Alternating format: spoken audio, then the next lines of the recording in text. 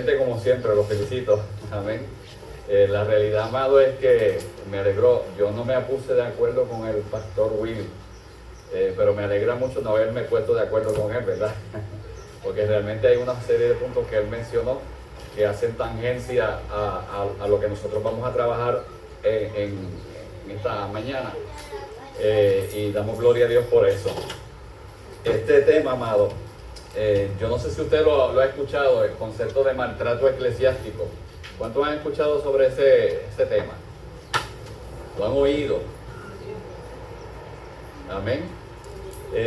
Y la realidad es que para preparar este tema, yo solamente di esto hace años a la pastoral en la zona sur central, y fue más dirigido a la parte pastoral, ¿verdad?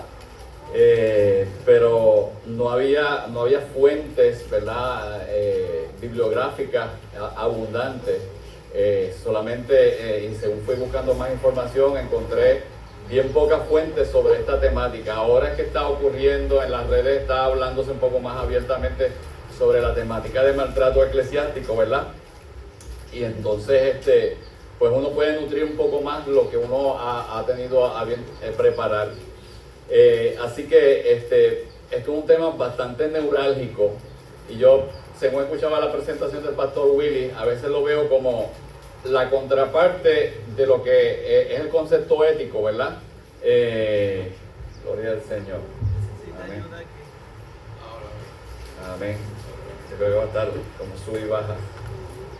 Bien, la contraparte de lo que presentó el pastor Willy, en el sentido cuando se rompen los conceptos éticos, cuando se quiebran estos valores éticos, pues se puede caer al otro lado, ¿verdad? Yo me hice una pregunta, y la pregunta es la siguiente: ¿habrá iglesias cristianas que habrán caído en esto? ¿O se habrá cruzado la frontera, por decirlo de esa manera, ¿verdad? ¿Se habrán ido hacia allá, hacia el otro extremo? Bien, eso realmente pues es algo que uno debe contestarse, ¿verdad? Según uno va conociendo, va viendo, va experimentando. Con lo que le voy a presentar, no quiero que vayan a pensar de que todas las organizaciones, todos los sistemas eclesiásticos, etcétera, caen en esto.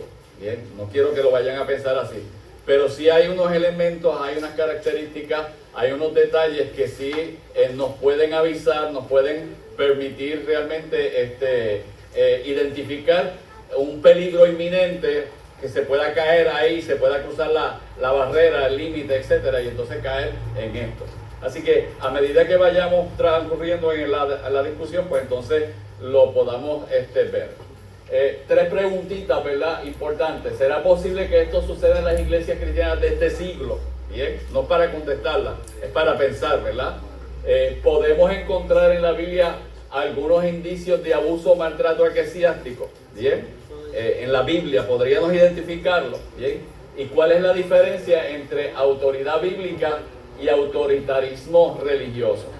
En esa última pregunta sí quiero abundar un poquito, ¿verdad? Con respecto al detalle de la autoridad bíblica y especialmente el concepto de autoritarismo religioso.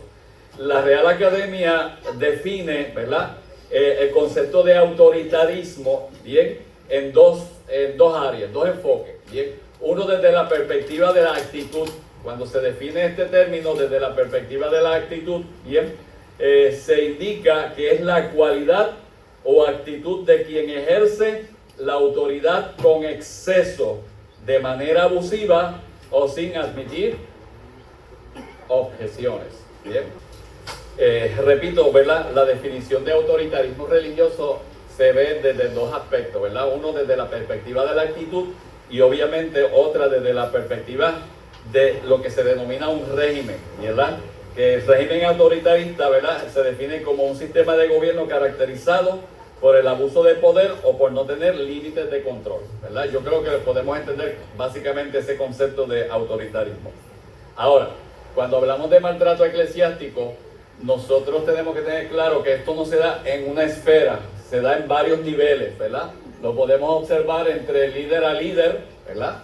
Dígase, por ejemplo, pastor a sus líderes, se puede dar inclusive entre los mismos pastores, líder oveja, ¿verdad? Pastor oveja o líder de un ministerio, ¿ok? o se puede dar esa dinámica también entre las ovejas, ¿verdad? Las personas que están abajo. ¿Bien? Así que esto puede correr en todos esos niveles, ¿verdad? Y lo podemos observar. Bien, así que no es exclusivo del líder. Entonces, hay términos, ¿verdad? Hay términos similares. Yo le puse en el centro el concepto de abuso, que es el más que yo encontré, ¿verdad? Se puede hablar de abuso eclesiástico, de abuso espiritual, de abuso de autoridad, de abuso religioso. Bien, o sea, lo podemos encontrar de esa misma manera. El pastor Willy trajo unos puntos similares, ¿verdad? Pero cae dentro de la misma categoría. Es bien importante que nosotros tengamos claro que hay definiciones. La fuente que yo encontré pues tienen sus definiciones particulares, pero en términos generales esas definiciones coinciden de una manera o de otra, y yo las voy a traer a colación ahora porque nos permite tener una idea bastante amplia del concepto de maltrato eclesiástico. Yo prefiero utilizar el concepto de maltrato eclesiástico como la parte de arriba, y los abusos como las estrategias o los mecanismos por los cuales se alcanza el abuso eclesiástico, el maltrato eclesiástico, ¿verdad? Así que cuando hablamos de abuso eclesiástico, espiritual, religioso, de autoridad, pues serían como los métodos, ¿verdad? Pero esa es mi forma de verlo, ¿verdad? De presentárselo a ustedes. Bien, ustedes pueden tener su propia opinión o enmarcarlo en su propio criterio, pero básicamente se encarga de lo mismo. Bien, así que esas definiciones son las siguientes. Primero vamos a definir lo que es maltrato.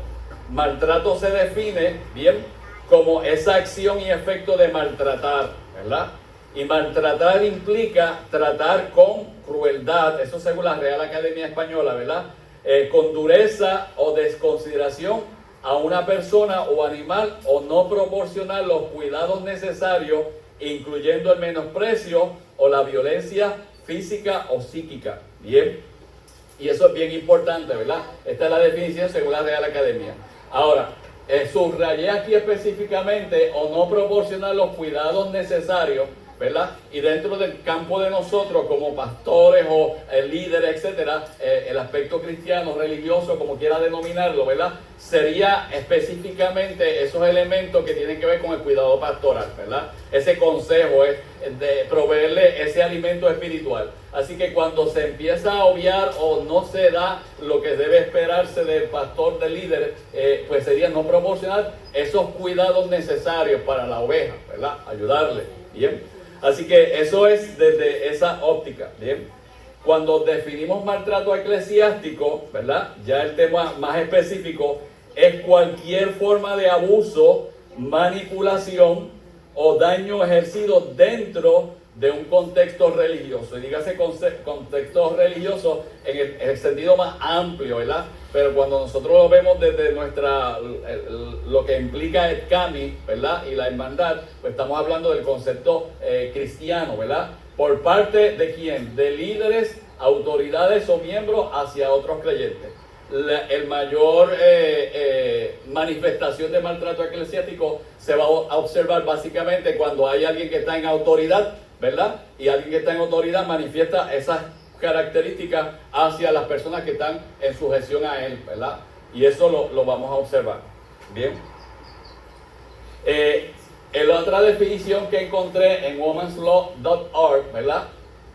Hablan del abuso espiritual. Bien. Y el abuso espiritual se define como el uso de las prácticas, creencias o autoridad religiosa, otra vez se enmarca dentro de ese concepto, ¿verdad? Para manipular, para controlar, para menospreciar, explotar o aislar a personas dentro de las instituciones de fe. Cuando uno ve esas definiciones, uno se pregunta, bueno, ¿es posible que dentro de lo que nosotros denominamos iglesia cristiana, ¿verdad?, se pueda manifestar, se pueda observar este comportamiento? Y cuando vemos en el marco religioso, y ahí incluimos iglesias de otras denominaciones, iglesias tradicionales, etcétera, se pueda manifestar eso. Bueno, en las noticias, y usted puede encontrar que ese fenómeno se ha dado.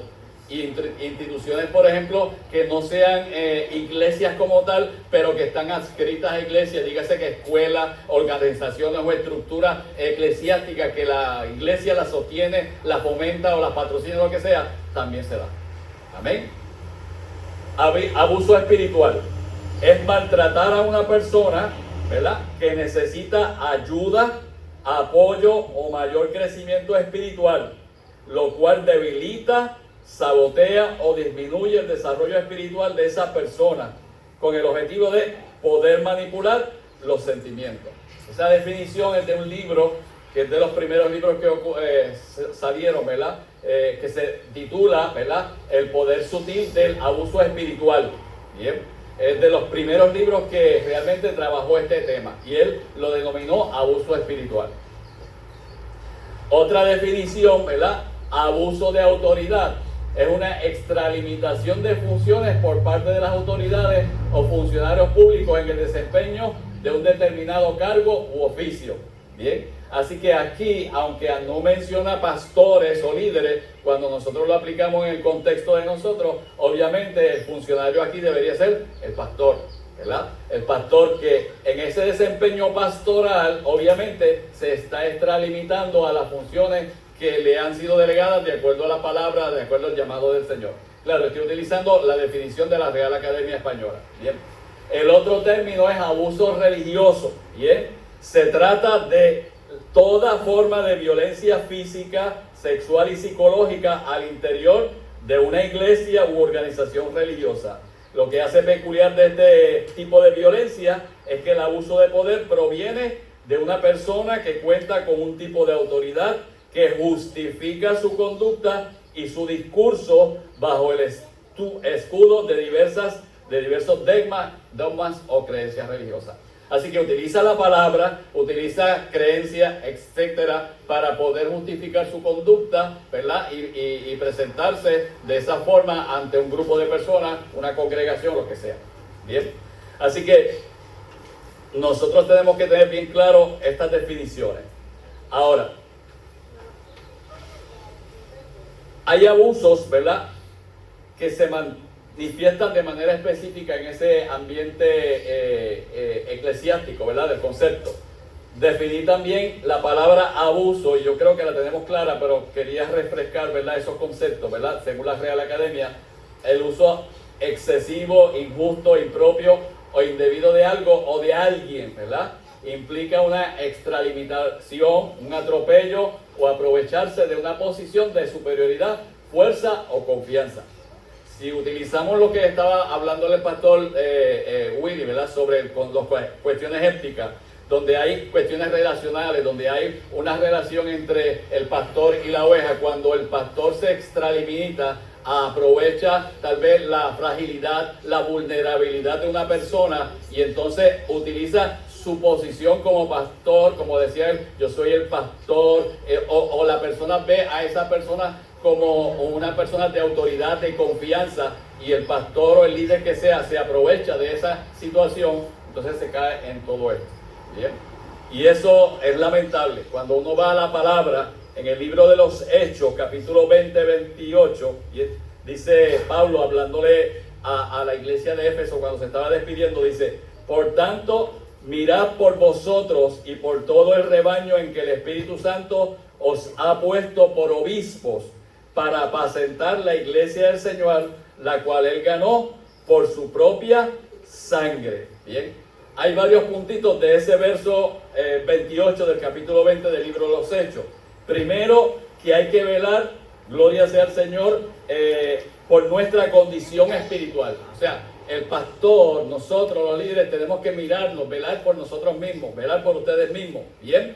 Y obviamente, ¿por qué? Porque si yo no velo por mí mismo, entonces cuando voy a tratar de ejercitar mi capacidad pastoral para enseñar, para lo que sea, y me he descuidado, puedo caer en esto, ¿bien? Así que lo primero que le exhorta el apóstol era eso, ¿verdad? A velar, ¿verdad? A tener una disposición a examinarse constantemente para luego poder apacentar adecuadamente. Bien, así que la responsabilidad de nosotros, ¿verdad?, como candidatos o pastores, es dirigir y guiar, ¿verdad?, a las ovejas, a la grey. Bien, así que cuando nos desviamos de los principios, de lo que se ha establecido, lo que el hermano Willy estableció anteriormente, nosotros entonces podemos aprovecharnos, ¿verdad? La persona se puede aprovechar del objeto pierde la percepción de lo que es rebaño, pierde la percepción de lo que es apacentar, y entonces ve al rebaño como un mecanismo, como un medio para lucrarse, para alcanzar sus propios objetivos, para desviarse de la misión fundamental, y se olvida de que ese grupo de personas no le pertenece, es dado por el Señor para que pueda ayudarlos a crecer, a madurar, a apacentarlos en términos generales. Y cuando pierde esa percepción, entonces ve eso como objeto y no como una función ministerial que Dios le ha dado. Amén. Así que al perder esa visión, pues entonces tiene una situación bastante delicada. Bien. Ahora, el abuso espiritual se utiliza, entre otras cosas, ¿verdad? La Biblia. Bien, se utiliza la Biblia. Se utiliza la misma posición pastoral, ¿verdad? Para abusar, ¿verdad? ¿En nombre de quién? En nombre de Dios. Bien. Y entonces empieza a controlar y empieza a intimidar. Bien. El abusador lo que necesita básicamente es ser percibido como alguien que tiene poder y autoridad, influyendo con lo que hace y con lo que dice. Mire, amado, por eso yo digo, esto es una línea bien fina. Viene alguien a la iglesia, viene un profeta, vamos a ponerlo entre comillas, ¿verdad? Le da una palabra, bien, y entonces pues uno tiene una percepción de lo que es el profeta, de alguien que le habla, uno tiene necesidades, uno se encuentra con esas situaciones, bien, y entonces le damos peso, le damos credibilidad a esa persona por lo que ha dicho, bien, pero a veces no discernimos, no escudriñamos, no vamos a la palabra, no contrastamos, etcétera, etcétera. Y entonces cuando empezamos a deslizarnos poco a poco, a perder esa percepción, ¿verdad? Ese discernimiento, podemos errar, ¿verdad? Y esta persona, basado en que fue una persona utilizada por el Señor, empezamos a darle un peso, empezamos a darle una posición, ¿bien? Y entonces, en muchos de los casos que ocurre el maltrato eclesiástico, esta persona empieza a abrirse brecha, a abrirse camino, y entonces empieza a posicionarse, ¿bien? Y entonces, como se ve que es el profeta, ¿bien? Por decirlo de esa manera, ¿verdad? Entonces uno le da peso, es el profeta del Señor, no puedo cuestionarlo, no puedo ir en contra de, ¿bien?